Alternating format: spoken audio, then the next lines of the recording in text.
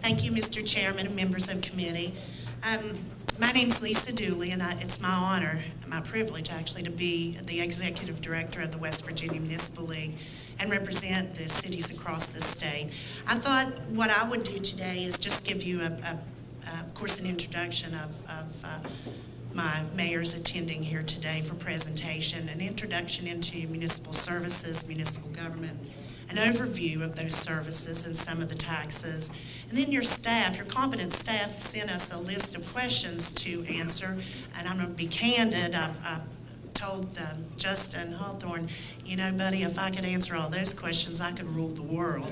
But I took a stab at it, and I've put some things together to answer your questions. And then the mayors will present from their perspective, both the larger cities in the state, and we'll come back at the end of their presentations with a few recommendations from the Municipal League that we think this committee ought to consider.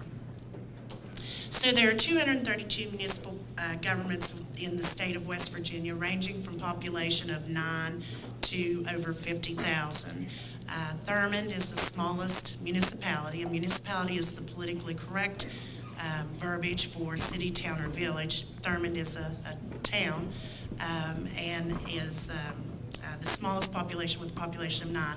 Or maybe it's 7 now with the 2010 census, and all of them are on city council.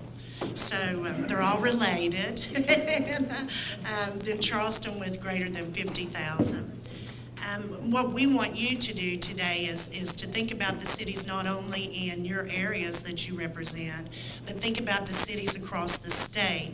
And if you think about the cities across the state, what you're going to see are the naturally occurring economic hubs of development. And that's for a reason. It's not just happenstance that the development in this state and the wealth in this state is actually centered around the naturally occurring hubs there. It's because cities provide the infrastructure for development, for businesses, for the municipal citizens that attract the development and businesses into the state.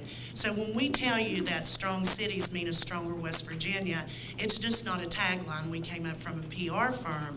It's the absolute, one of the absolutes. That is, when you have strong cities, your state will be stronger, especially in West Virginia, because as you know, and as Mr. Muko's slides pointed out, we do more for less. You're getting your biggest bang for your buck from cities and the services we provide, not only to our constituents, but in turn to your constituents.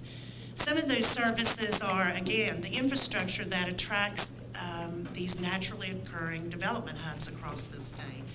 Police and fire protection, parking, parks and recreation facilities, sidewalks, snow removal, street maintenance, street cleaning, street lighting, maintenance and improvement on the sidewalks and streets, stormwater maintenance, sewage and sewage disposal, water, trash disposal, all of those things that are the reason that the vast majority of your universities are in cities in West Virginia.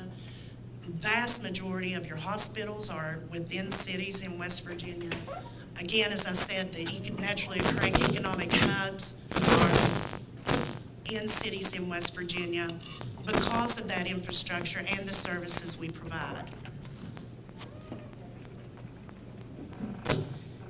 Again, as I talk to you, I don't want you to necessarily just stay within your own district that you represent for the cities, towns, and villages in West Virginia, but I want you to think about what cities actually do in the state. 1.8 million citizens. Cities in West Virginia serve over 1 million of your citizens with water and sewer. So we have over about half of the population reside within cities. So what that tells you is we're not only providing for the economic stimulus within our city boundaries, but we're also providing those services outside the municipal boundaries. An overview of some of the services, the municipal structure, things that we collect, and the questions that your staff has asked us to answer. I'm going to combine all of those, but one was what local needs remain unmet. And I think bubbling to the top of that would be of course, revenue for service provision. Again, as your previous speaker pointed out on his slides, you're getting the biggest bang for your buck for services from cities. You see what we collect, the amount of taxes we collect, and I've just listed the amount of services that we provide. Revenue and flexibility to address aging infrastructure, pensions, housing, and all that will attract and retain businesses and citizens. So that's the answer to the first one. And what is your present capacity to generate revenue?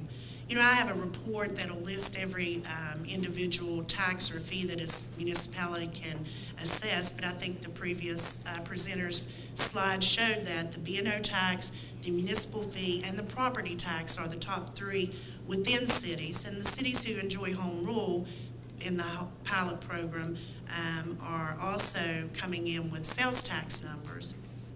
That'll put it in the top 4 revenue category. The third question from your staff: in order to cope with limited capacity to raise revenue, have jurisdictions relied on revenue sources that approach the limits of statutory authority? Absolutely. We are capped at B&O taxes. Another thing that I'll mention later on are the property tax rollbacks that are included in the calculations, and the way municipal property taxes are evaluated and assessed within the cities. Number 4, in what ways are local taxes or the administration of local taxes antiquated, inefficient, anti-competitive, unfair, or overcomplicated? And what are your ideas on how to remedy such? And this was one of the ones where I said, well, if I knew the answer to this, we could rule the world. But from the Municipal League's perspective, the mayors will touch on other things, but we think that we need to look at rethinking property taxes, looking at the antiquated and timely assessments of those. There have been dramatic changes in local government roles since the property taxes and that distribution structure was set in place. For instance, when the structure was set, unincorporated areas made up the majority of the state's population, and the counties maintained the roads. Today, counties no longer maintain roads, and cities provide the municipal services to citizens both inside and outside of their jurisdiction. As I told you, over 1 million citizens served with water and sewer. A study that we had completed in the mid-2000s showed that the majority of the assessed values of property, that's the assessed values of property, lie within municipal limits.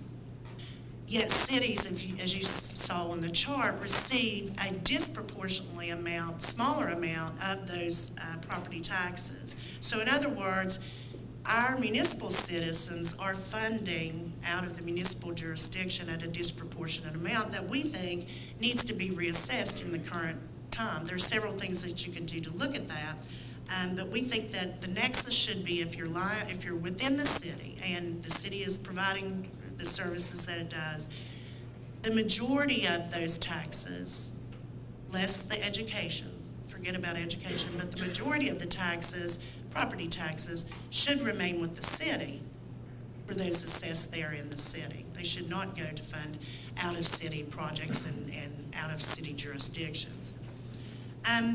We're asking that you dig a little deeper, and again, we'll save our recommendations, but one of the things about assessments, property taxes, and I think you heard from the previous speakers, is the timeliness. I mean, we see things that go on the books and it's 18 months later before they're assessed. What if that person leaves the state?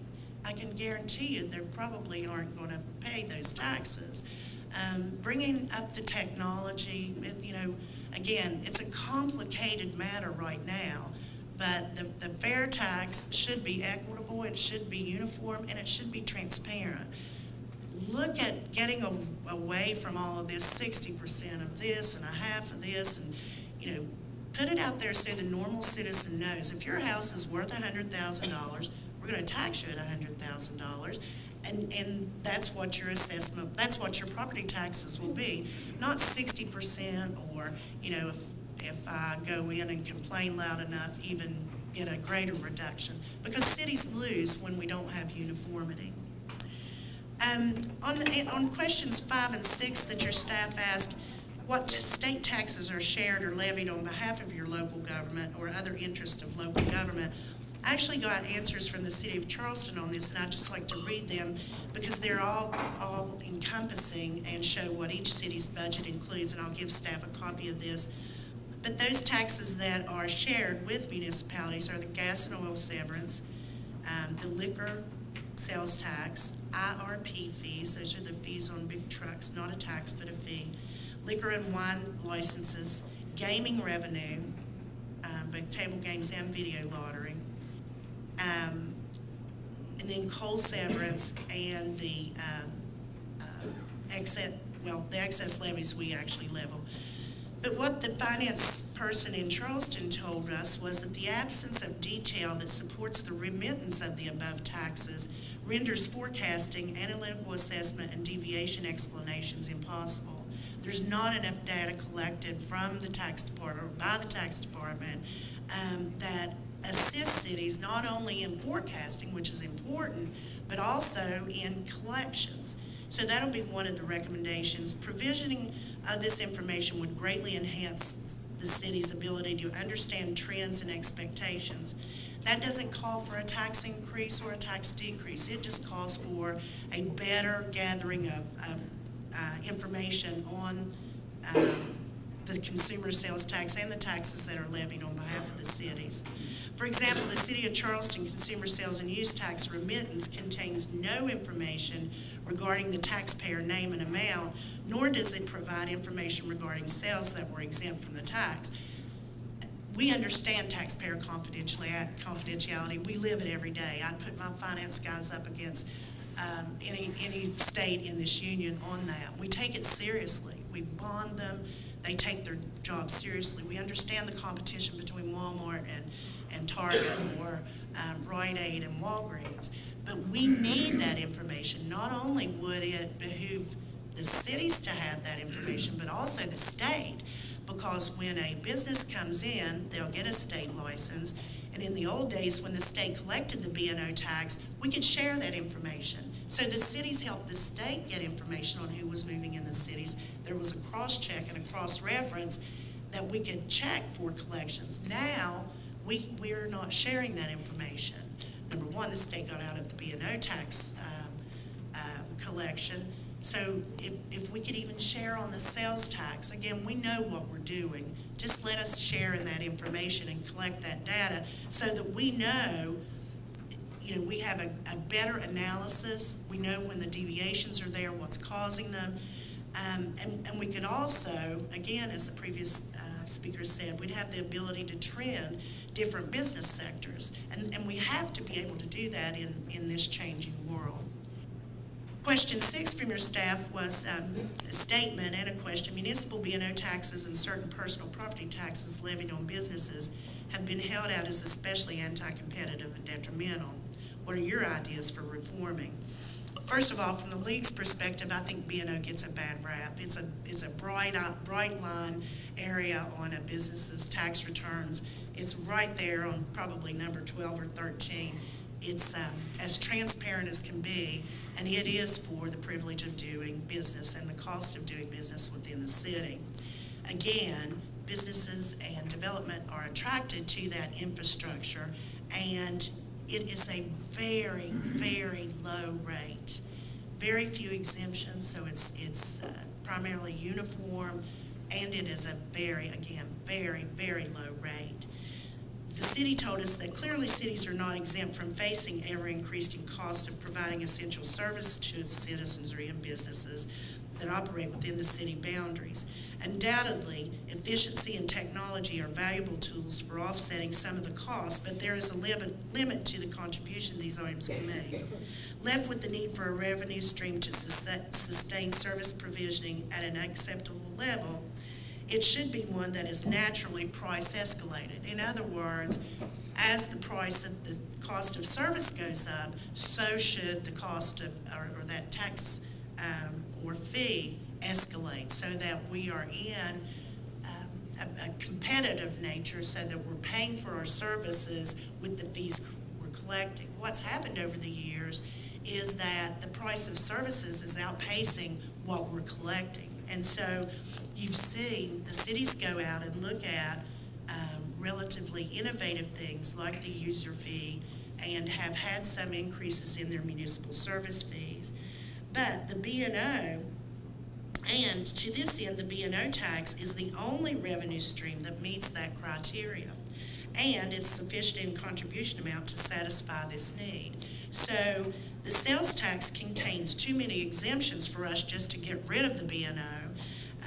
And the income tax has its own set of deductions and exemptions and credits that will require the city compliance officers to become de facto IRS officers. So the city says, I don't know of any tax that would be viewed by the business community as pro-business, but the B&O tax is the most effective and efficient method of providing resources to the city to continue creating a population center that provides the market with the services that are needed. I think I've answered all but 7 and 8 of those questions, and quite frankly, what responsibilities of state government should be devolved onto local government? I'll let the mayors answer that question. And number 8, how is local government planning for structural changes to the economy that presently appear to be worsening? I think that's totally out of local government's bailiwick. I think cities adjust naturally to the shrinking in their economies. On the statewide basis, I don't know that they have the capacity or the methods of looking into those. And again, we'll save our recommendations until our other 2 presenters present. And with that, I'll turn it over to Mayor Steve Williams, who is the mayor of the 2nd largest city in West Virginia, Huntington, but number 1 in his heart, I'm sure.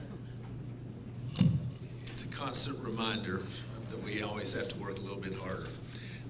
Mr. Chairman, senators, delegates, thank you for allowing us to be able to come today.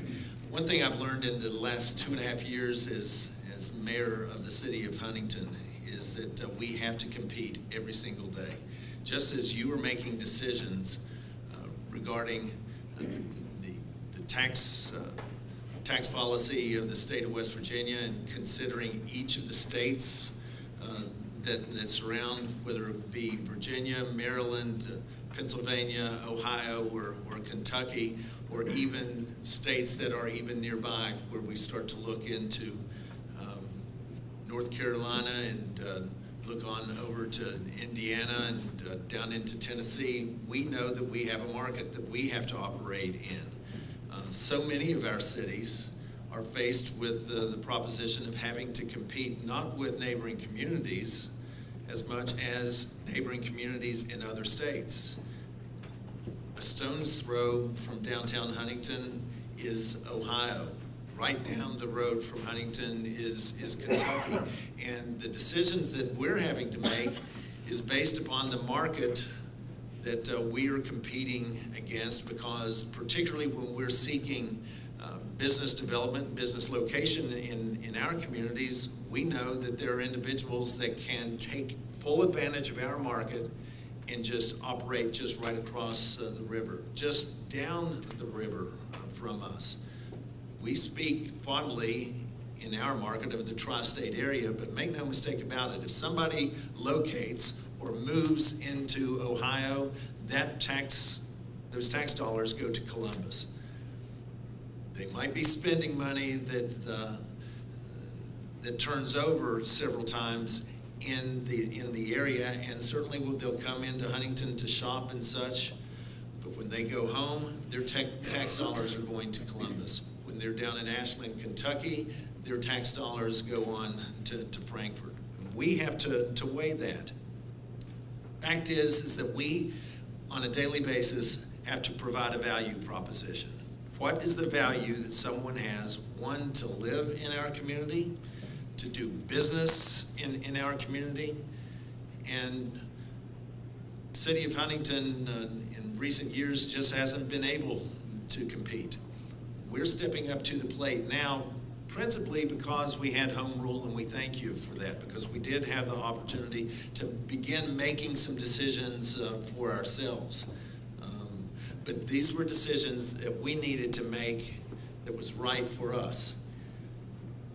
Municipal taxation certainly isn't a one-size-fits-all. just as when I served in this body with Senator Prezioso and Delegate Ashcraft and Delegate Ash, what we found ourselves in a position as we were looking at how the federal government would be coming in and placing unfunded mandates on us. Boy, that just really frustrated the devil out of us.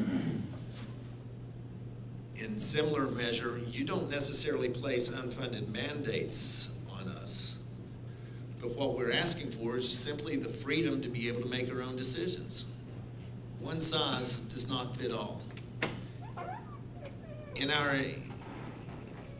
the city of Huntington's home rule proposal, the mayor who preceded me came forward with a proposal that was highly controversial, and it was met with immediate resistance in the community.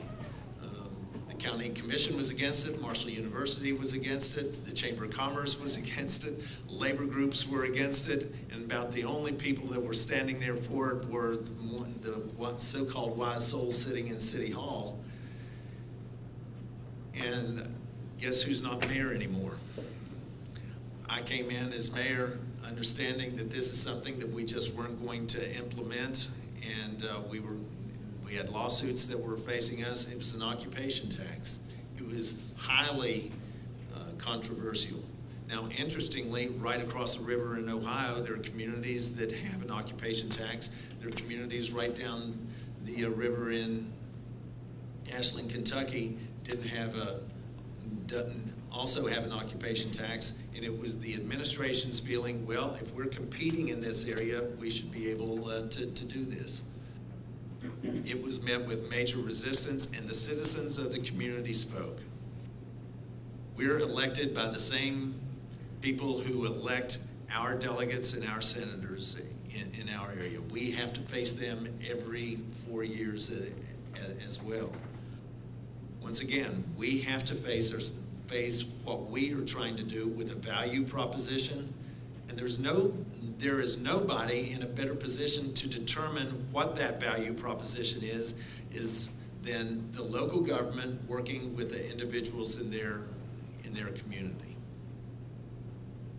B&O taxes, as Ms. Dooley pointed out, is for some communities about the only game in town.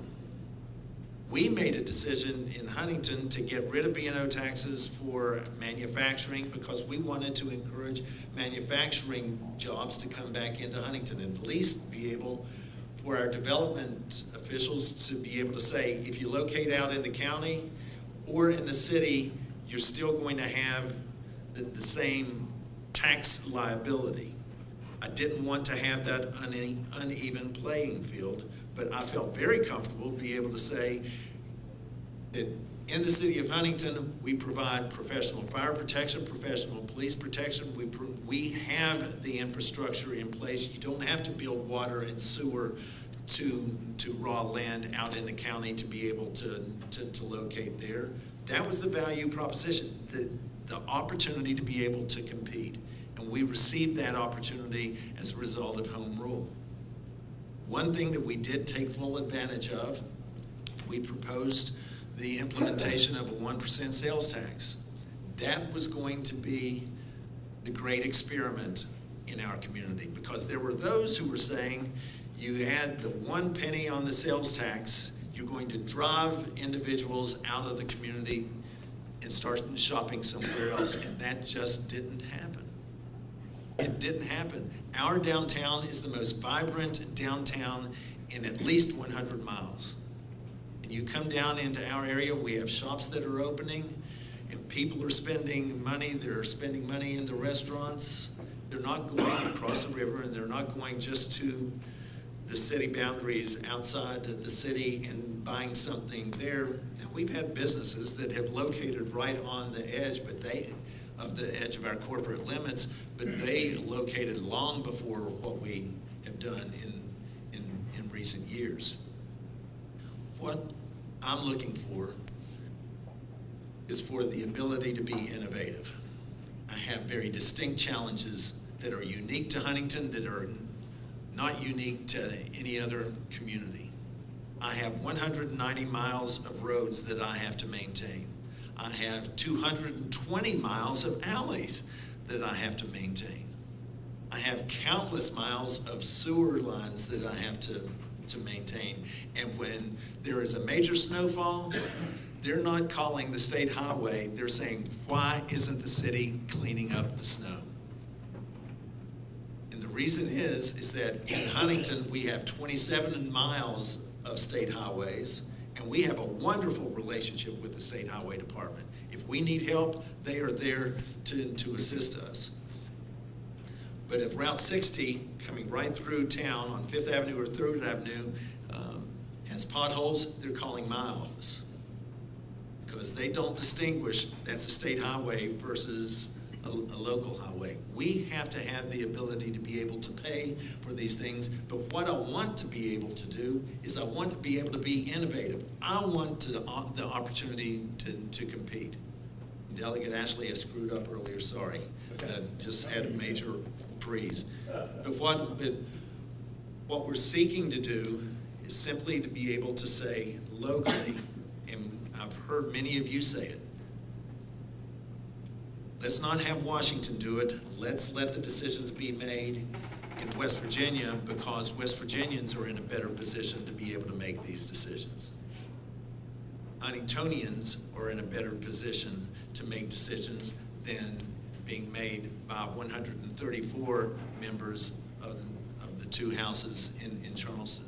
Give us the ability to be able to do this, but give us the ability without hamstringing. If you do this, then you must do some of these other things. Hold us accountable. We have to balance a budget every single year, just as you do. But right now, I've got hill slides that I'm having to deal with. I have a drug problem and an epidemic of addiction that I'm having to deal with. And frankly, what we're saying in Huntington is we are seeking to do things that others around the country will seek to emulate. And interestingly, time after time after time, we are being innovative in that way. But I also need the ability to be able to make some changes, because make some adjustments. It's right for our community, because the choices that I have right now are bad and worse. Nobody likes to make a decision. Certainly, you don't like to have to make a decision from a standpoint of how do we adjust our revenue. But right now, I don't have any good options in front of me, and I'm looking for a partner from this legislature to get to state and understand that the citizens of the community have the wherewithal to be able to make the decisions that are right for them.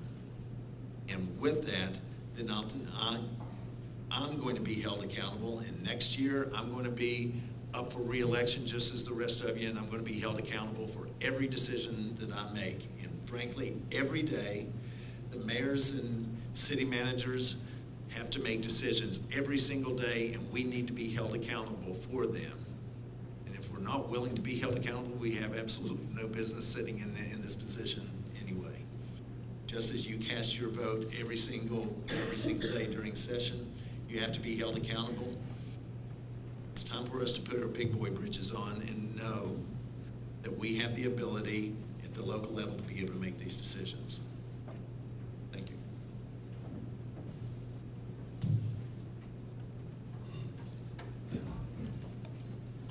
Yes, Senator.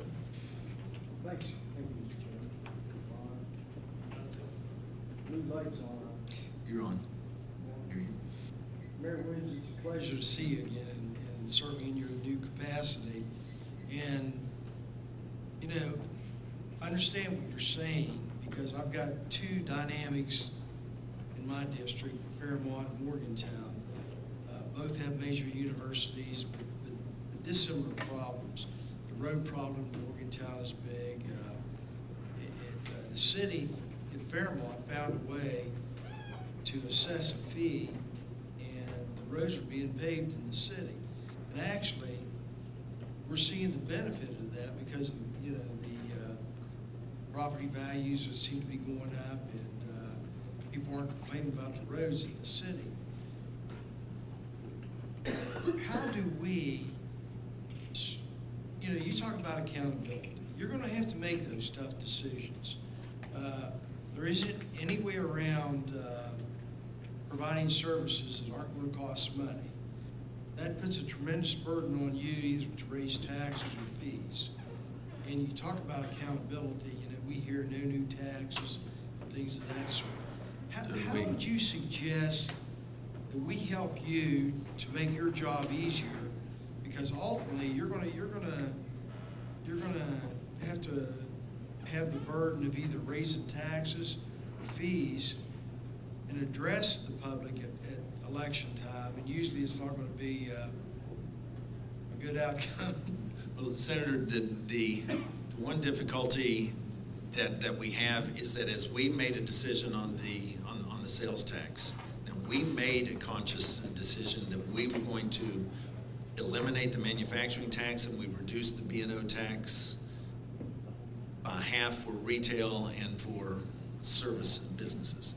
I'm not touching the B&O tax on construction because that's a value that we believe that we can point to as there's additional construction, that we can have that money dedicated towards public projects. Where you can help us is that if we choose to go down a path, if a community chooses to go down a path of a sales tax, that they shouldn't have, the mayor and council should not have to make a decision as to what they're doing with B&O tax just to make a decision to enact a sales tax. They might make a decision to do that simply so that they can demonstrate that they're being competitive. But one big issue that a lot of cities are dealing with right now is in Huntington it's flooding, other areas they call rainwater. Well, what we've done is that we became rather innovative in how that we go about doing those. I don't know that I'm necessarily answering your question. It's a tough question, and a lot of times we create more problems by suggesting the remedy. For example, we had a road situation in Montague County where the county commission wanted to get involved and raise the 1% sales tax. That seems to be the low-hanging fruit. The city had home rule. They're suggesting a 1% sales tax. So in essence, the people in Montague County or in Morgantown are going to get hit with a 2% sales tax. Now that's got to be sort of a detriment when you're looking at retail sales. You know, and then I know that we're really targeting in on the business inventory tax. How does that affect your city? Oh, it does. Right down the road from us is the Pritchard Intermodal Facility that Senator Plymel has been so active in. As we're trying to attract warehouse businesses in the area, it's very easy for them just to locate right across the river into Ohio, because we just lost a division of an operation in a large industrial park right across the river because it's sitting outside in a big field. We have the ability to be able to provide that, but what they were seeing that was able to come down from Columbus versus what we found ourselves with the short. But you enjoy that tax from the business inventory tax. Yes.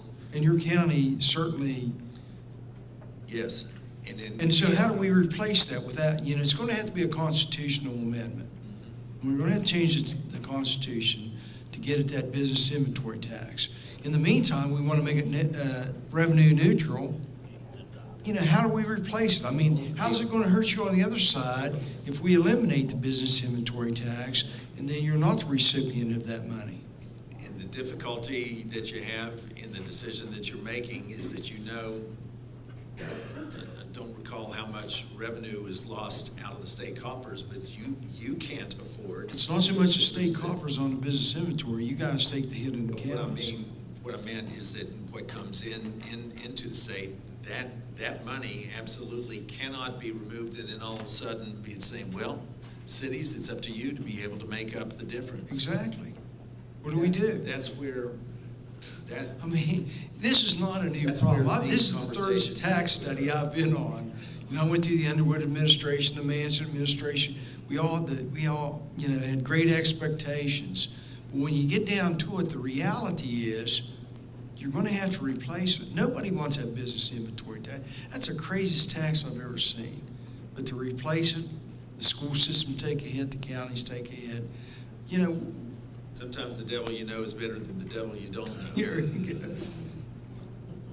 I'm just saying, I understand what you guys are up against, and I feel for you. And we're just struggling to find the answer to. Appreciate that you and your colleagues feel for us. Let's feel for us real good and take some of the handcuffs off of us and then allow us to compete.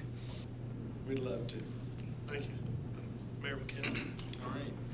Good afternoon or good morning. It's great to sit here with particularly Steve and Lisa, but one thing about Steve and I, we both served in the legislature, so we kind of know, you know, what you're up against. I was in the state senate for 12 years and then been mayor for 7 years now, so I have a year left and I'll be done as mayor. But, you know, one thing that Lisa said early was strong cities equals strong state, and I really believe that, is that you can't have one branch of government struggling because we all work together. And I firmly believe that cities and state, the cities in the state of West Virginia are uniquely the same in the way we run government. County is a little bit different, but we provide services, you know, much like the state of West Virginia does. And we have the same struggles when it comes to tax revenue. Many times we have to go out and be inventive, and it's because of what the mayor just said, is that the state really handicaps us the ability to earn and generate revenue.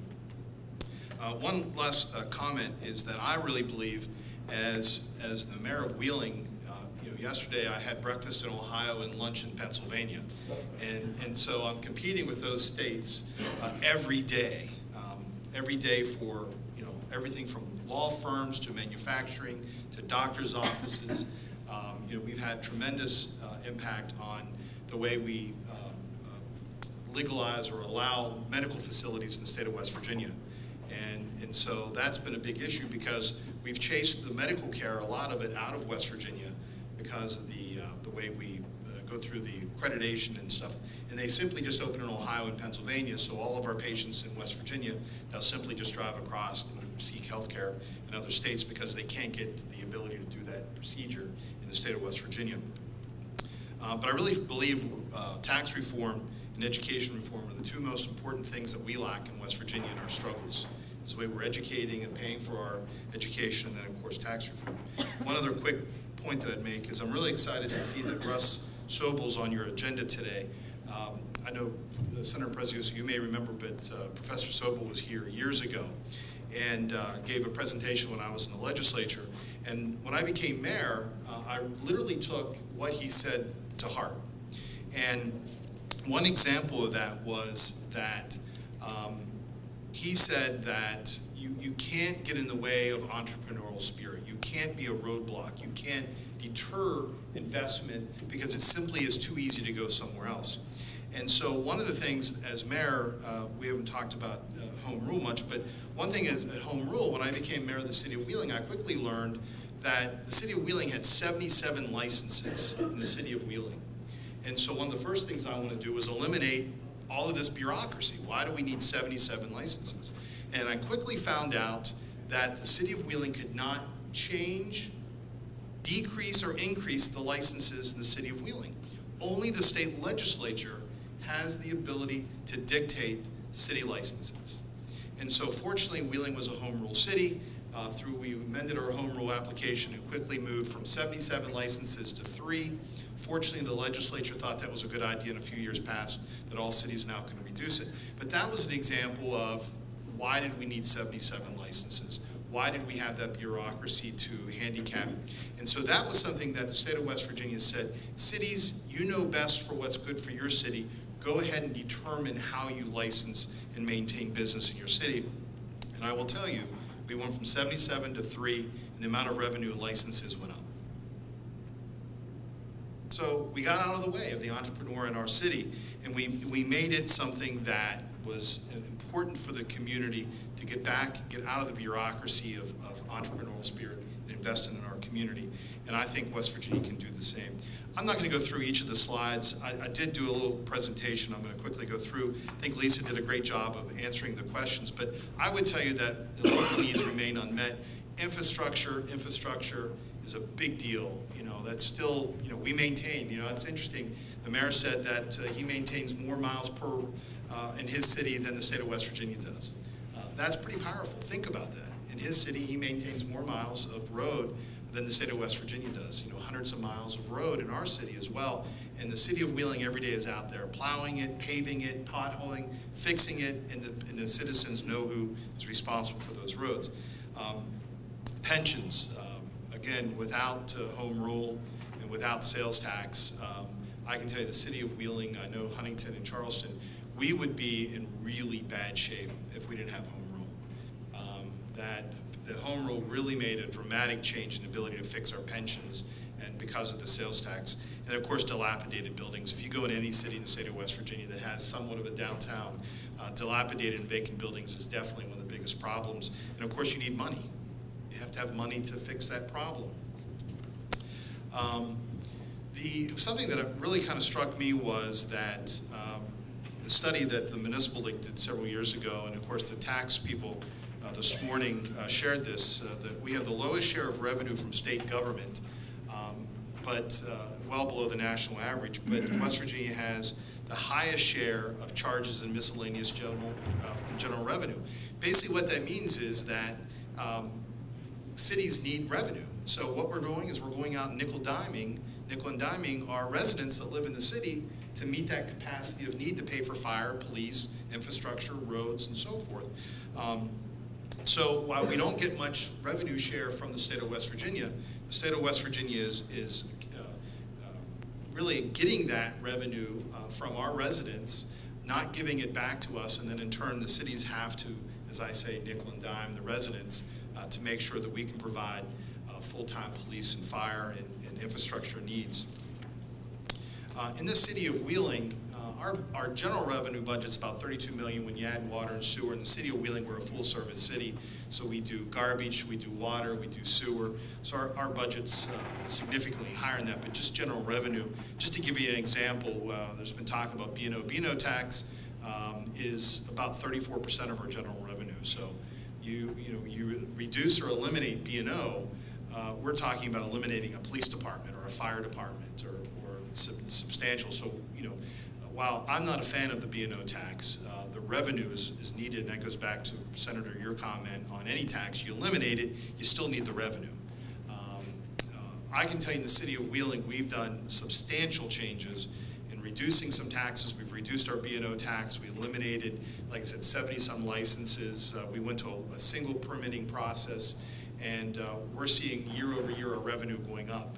So everything I'm telling you that I think the city of Wheeling, or state of West Virginia can do, we've done in the city of Wheeling. We've eliminated tons of bureaucracy, reduced our sales, our B&O tax, B&O fee, but we've actually seen revenue growth, and it's because of oil and gas primarily. But B&O counts for 34%, property tax is 10%, license fees and everything else I just mentioned is 54%. Sales tax is becoming probably one of the most important tax. And I have to tell you that I would like to see the city of Wheeling continue to reduce our B&O tax as our sales tax grows, because you got to realize when you're charging a B&O tax, 100% of that tax is being paid by West Virginians. 100% of that tax is being paid by the business community in that city. When you have a sales tax, I would argue that probably 50% of that revenue is coming from Pennsylvania, Ohio, New Yorkers, and people that are coming into our community, visiting it or spending money in our community, buying at gas stations, restaurants, retail stores, or doing businesses with businesses in our city. So I think it's a great way to make other people pay our burden. So I'm a fan of the sales tax. We also, like Huntington and Charleston, have a 1% sales tax in the city of Wheeling. And because of that, we've been able to reduce the burden on the business community. Statewide, those numbers are a little bit different. That's in the slide. So basically, the B&O, the property tax, and total municipal charges, license fees count for about 91% of our total revenue. So again, those are major categories that are really important to our community. I would tell you that there's a big difference I've personally learned, and I've told Lisa a lot, and she likes this, is I wish I was a mayor before I was a senator, because I think I would have been a much better senator, because one thing about being mayor is you're on the front lines, you're there every day, you're trying to figure out problems. I've always said that, when I was in the Senate, if something went wrong, I could blame Senator Prezioso.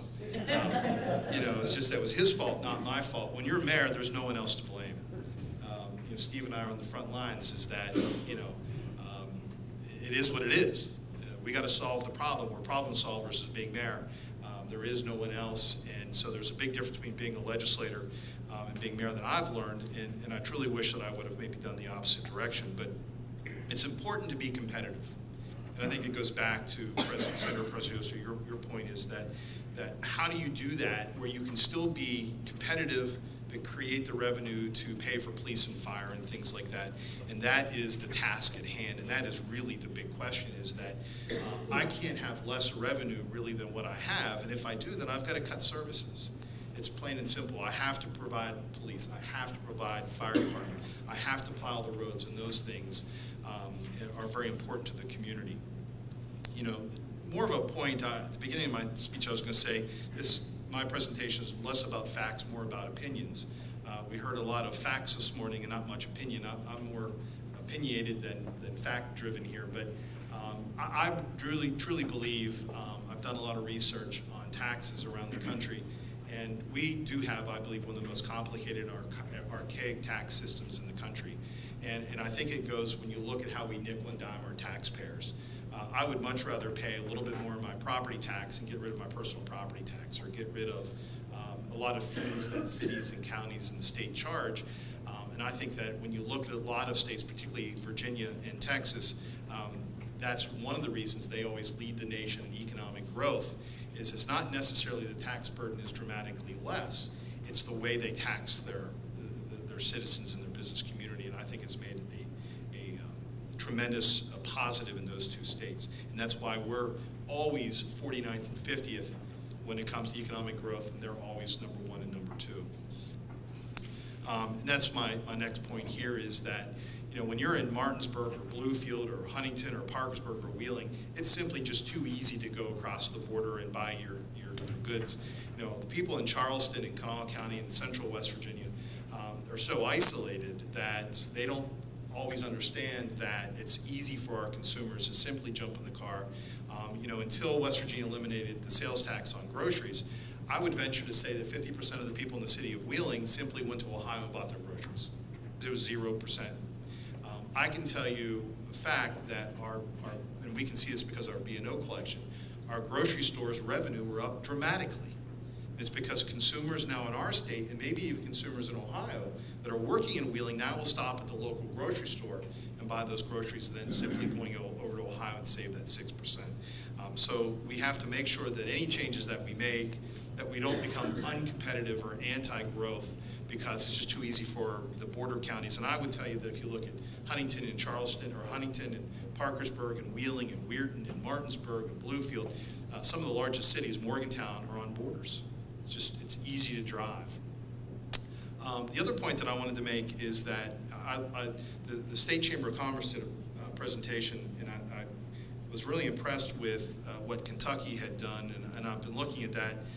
Like Huntington, we are lowering our B&O tax on things like manufacturing, because those are good, high-paying jobs. Those are the type of jobs we want in West Virginia. And so Kentucky really made a real aggressive approach on how to grow their manufacturing. And so Kentucky now has as much or more manufacturing jobs than they did just a few years ago, where West Virginia consistently goes down, and I think it's because of the tax system, when the states or businesses are now looking where to locate.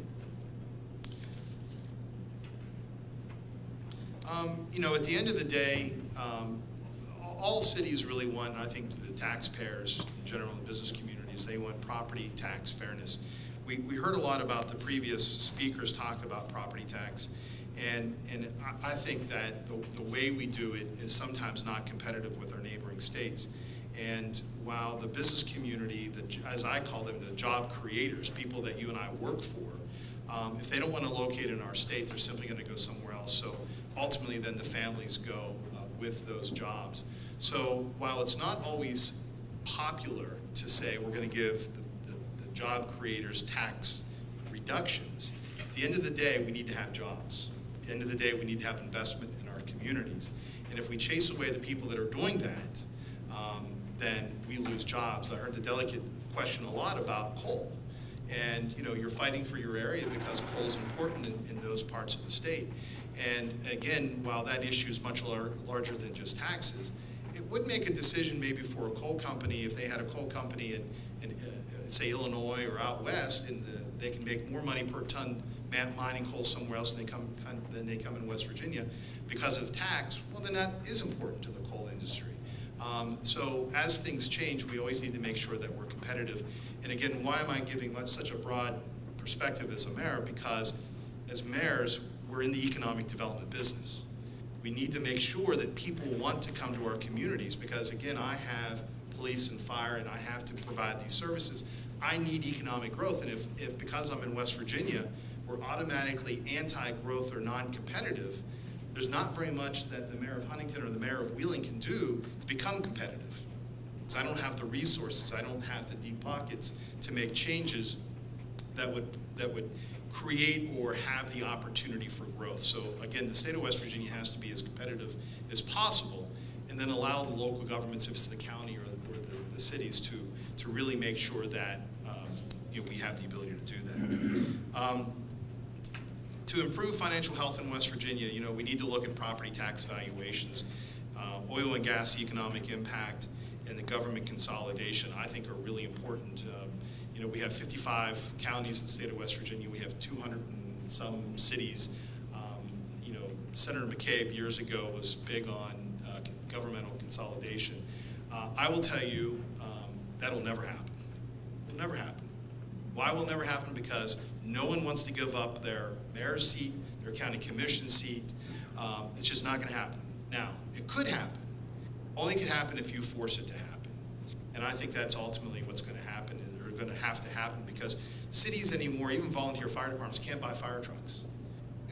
$250,000 or $500,000 for a fire truck, and you've got a city of 2,000 people. So that community's not paying it. The taxpayers of West Virginia are paying it because they're getting federal or state grants to pay for that, where you could have a city, that touches that city that has the best equipment in the world, but that border is like, an oasis. One side has it, one side doesn't, and the valley is wide.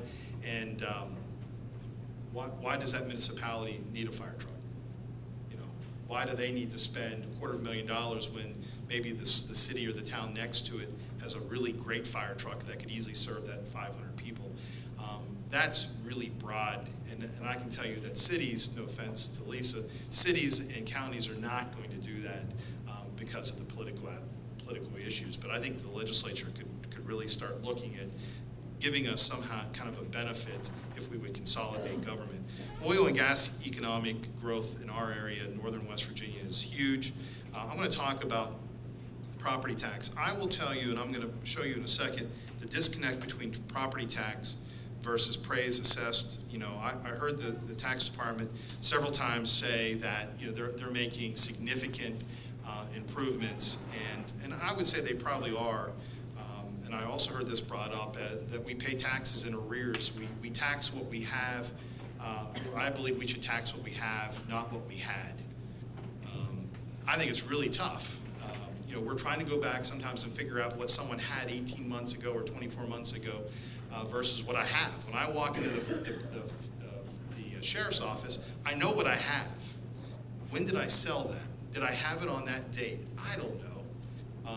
And so I think that the system we're using, I understand 150 years ago when the tax system was created, why we did that. Today with technology, I don't understand why we do that. And I think that's something, and I'll make the point here in a few minutes, again showing you a building in the city of Wheeling. We did the same thing in the city of Wheeling. We had a fire service fee on personal property. And I can tell you we had a full-time employee paid $40,000 a year that did nothing but try to figure out what people had. She could always tell you what they have, but could not always figure out what they had. So we eliminated fire service fee on personal property, and it's made our life a lot easier. Now, what's very interesting, I'm a huge home rule person. I actually think you should do home rule on education because we're trying to educate people in 55 counties like they're the same. So I think education should have home rule, but I feel the opposite in tax. If we're going to tax people, a home is a home is a home. The value is different, but the approach has to be the same. So I actually think that we need a one-size-fits-all approach in the state of West Virginia, and I think that really restores property tax fairness to the citizens. Here's a great example. The home on the left and the home on the right, and I apologize you can't see it very well, what separates them is about 30 yards. The home on the left would sell today for about $600,000. The home on the right would sell for almost nothing. They're in a neighborhood that the average home is probably worth about $400,000. I would tell you that the home on the left is probably still even assessed a little low. The problem is, and the point that I'm trying to make, is here you have a guy on the left that takes good care of their property, the house is beautiful, the person on the right that separates it by 35 yards does not care. By the way, does not live in the home, has not lived in the home for 20 years. And so they pay $1,200 a year in property tax because it's assessed for $42,000. The consumer on the right will never do anything on that home because there is no penalty to continue to allow that property to deteriorate. Because the only penalty is the tax. In other states, where if the tax value was higher, then there's an incentive to repair and invest dollars in that property. If you notice, there's a sign now that says the Ohio Valley Building Services, and the gentleman just put a brand new roof on it and now is doing stuff. And you know why? Because his home rule bill now from the city of Wheeling is $3,000 a year. So when he got his $3,000 bill because of home rule from the city of Wheeling, he came in and said, what do I do? And we said as a city, fix your home or sell it. He is now fixing the home up. So what property tax did not do, the home rule did because of the fee. The point though, the bigger point on this picture was that the state of West Virginia, the Board of Education, Ohio County Commission, and the city of Wheeling is losing tremendous amount of tax dollars each and every year because the house is not assessed right. I can tell you, if you go to that guy right now and want to buy his home, he will not sell it for less than $300,000 or $400,000. Now, is that market value? That's probably a little high, but I can tell you it's easily worth $200,000 or $300,000 on the fair market value, just because the land is that valuable. But the taxpayers are only getting paid, as I look at it, $1,200. Quickly is another great example. That was in a residential neighborhood in the city of Wheeling. This is in downtown Wheeling. This goes to my point about taxing what we had. The building on the left just went under a $3 million renovation. It's assessed at $700,000. So they're saying it's worth about $1 million something, low millions. So that's the 2015 assessment. So the taxpayers will lose probably about $20,000 for the next 2 years until, or maybe 3 years, until the assessor maybe eventually reassesses it. So maybe up to $60,000 of potential property tax because the system is so far behind in catching up with assessed values. If you literally turn around from that building is the building on the right, and the building on the right is assessed at $15,000. It is an old, dilapidated, vacant building, but I can tell you it's worth far more than $15,000. It would probably cost $250,000 just to tear it down. So again, the point of it is that you can see that the property tax was sold to the state for $449. The taxpayers are losing, which is the city of Wheeling the city of Wheeling and Board of Education and the state of West Virginia, High County. Same example here. West Banco Bank's corporate office, the two buildings to the left that you kind of see, collecting $140,000 a year in property tax. The building dramatic, just right across the street, $1,500. I can't get the business owner to do anything. There's no penalty. There's no incentive for him to do anything because his property, I think, is woefully under taxed. So these are just points. I put them in my presentation just for the record. This was an interesting thing here. West Virginia municipalities account for 34% of the total tax valuations, but they only capture about 8% of their property tax levies. So the problem is the state of West Virginia is coming in and taxing cities at a pretty high level, but we only benefit as a city for a very small amount. So while we're providing all the services, the roads and everything in our city, we're not seeing the benefit of the tax that's captured. The last thing, or no, I don't know if it's the last thing, but close here, the big deal in our area now is, of course, gas and oil. This is probably not a popular statement, and I don't know if Corky's in the room, but I would actually make the argument, and I don't mean this to be offensive, is that in northern West Virginia, we're very concerned about becoming what's happening to southern West Virginia today. And what I mean by that is that in southern West Virginia forever, they've extracted the coal. The coal has maybe been burned in West Virginia, or it has left the state of West Virginia. So there's not been anything else. It was a direct employment. So if you were directly employed or somehow you were employed because of coal, you benefited, but the community necessarily did not benefit a lot. So now we have the same exact issue with oil and gas. It's an extraction industry. They're going to come in, they're going to pump our gas, West Virginians, out of our state. They're going to put it in a pipe and they're going to send it somewhere else. So my opinion is tax them. Tax them at a high rate because the product is there. Product is there. It's not like they can go to Ohio or Pennsylvania or Michigan or New York and get the product. The product is there. But then what we really want to do is we want to give a huge benefit for the industries that are created and the jobs and the investment that are created because of oil and gas, and then give that penalty right back to the oil and gas industry. So in other words, then our tax rate maybe is even lower than surrounding states or other gas and oil states. But the difference is then the crackers and all of the other industries that come with oil and gas are in our state and invested in employing people in our state. That is huge. That is huge. You look at companies like Eagle Manufacturing in Wellsburg that employ about 200 or 300 people. Every day they get train cars full of plastic that comes from Texas and Louisiana because gas goes to those states. They make plastic. The plastic then is shipped back to Eagle Manufacturing. That ultimately is our gas going to Texas and Oklahoma and different places out west to make byproducts, then shipped back to West Virginia, so a company in West Virginia can make plastic or make containers.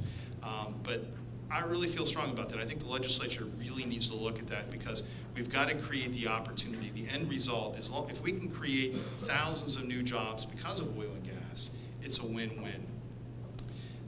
This map here I wanted to show, and Senator Prezioso, I don't know if you can notice, but your area and my area are the only two parts in West Virginia that are green. What this map, it's from Goldman Sachs, what this map is showing you is that household income for the last several years, where it's flat, negative, or positive. I will tell you that the only places on that map that's green is because of the oil and gas industry.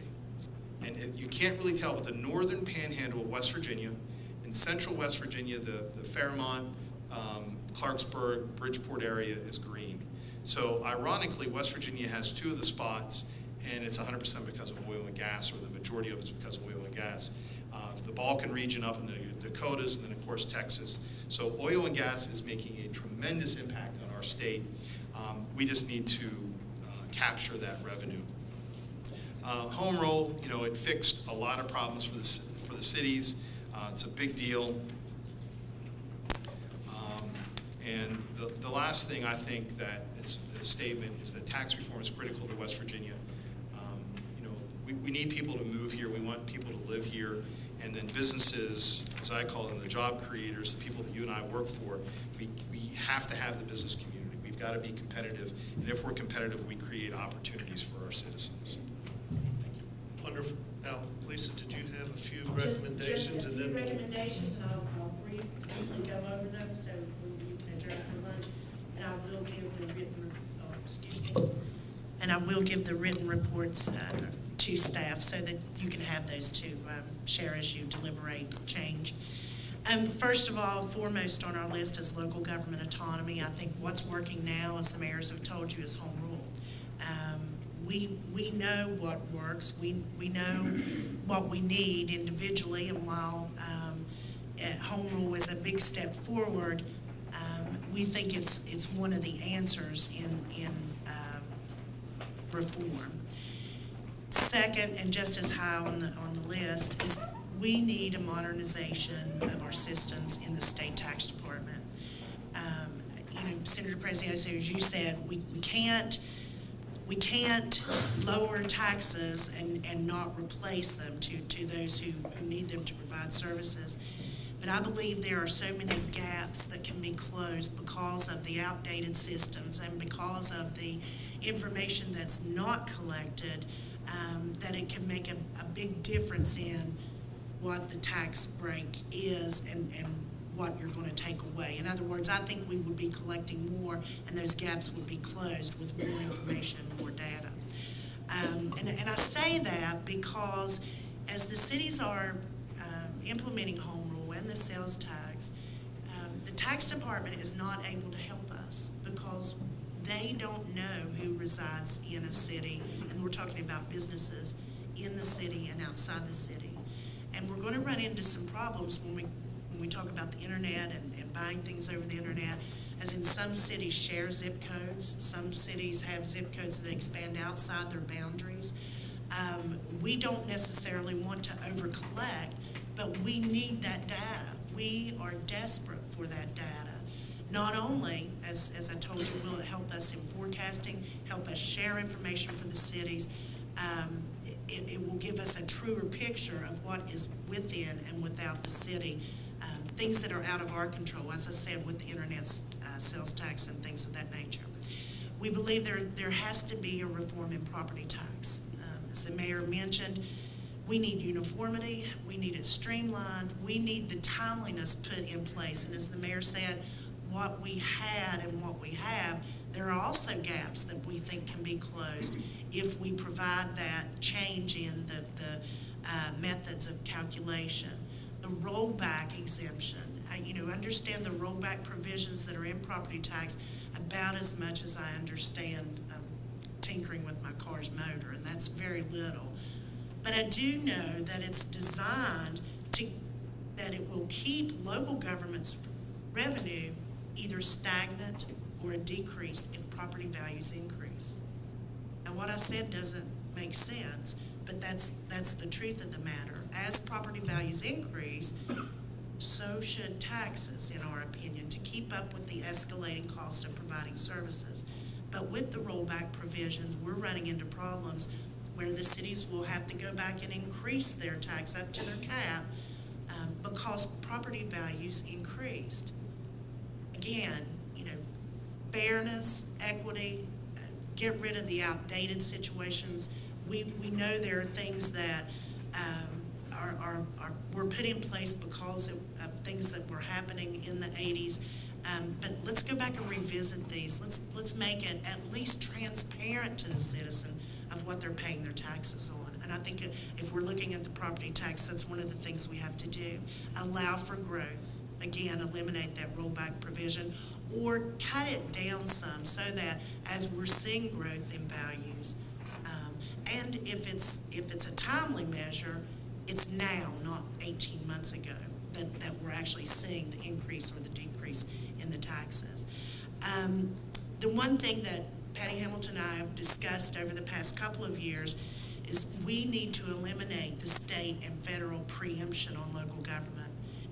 The last couple of years have been known to our groups as the, slapping the hands of local governments, intentionally or unintentionally. When you preempt local government, you may be thinking you're fixing a problem, but you're actually creating a bigger hole. One example was a few years ago when you looked at or that legislature looked at the video lottery and the gray machines as they were. You exempted them from what the cities were collecting on those gray machines. And actually, when your studies showed that the majority of those machines are in city limits, and so we're servicing them, but you actually strip that authority away from us. Usually preemption means, or piecemeal means, that local government's going to lose. Home rule's working.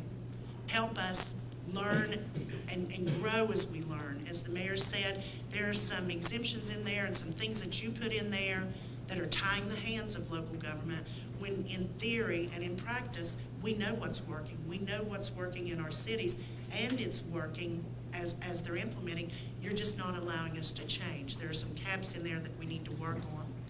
And finally, as the mayor said, develop incentives for shared services and consolidation of government. There's no reason for the cities to consolidate or the counties to consolidate, but design those incentives in your tax reform. Allow a larger menu for those cities who consolidate. Maybe the two cities side by side don't need 2 fire trucks, but develop those incentives in the tax reform. And with that, Mr. Chairman, those are our recommendations. I'll present them in writing to your staff, and thank you for the opportunity.